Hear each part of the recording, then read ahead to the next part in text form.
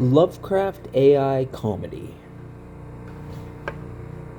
The unspoken horrors of the nameless shadows in the unspeakable abyss. The unspoken horrors of the nameless shadows in the unspeakable abyss.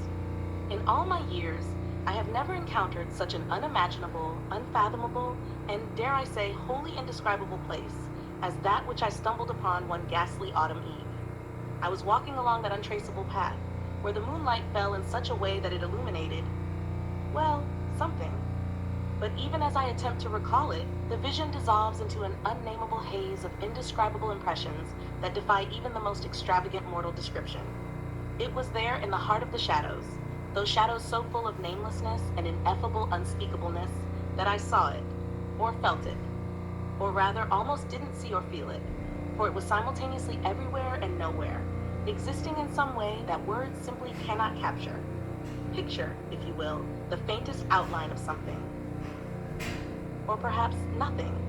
That gives off an aura so utterly unplaceable that it renders one's sanity a mere notion.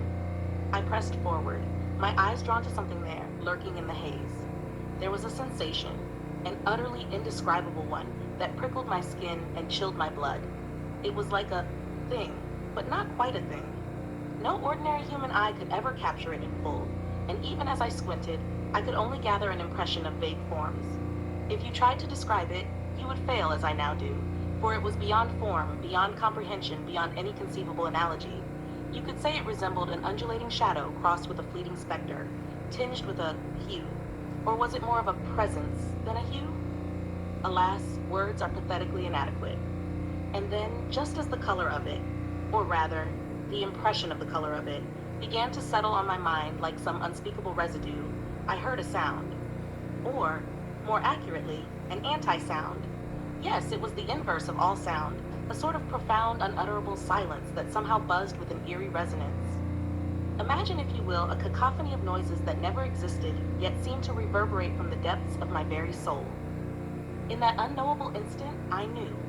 I knew that this presence, this incomprehensible entity, was ancient.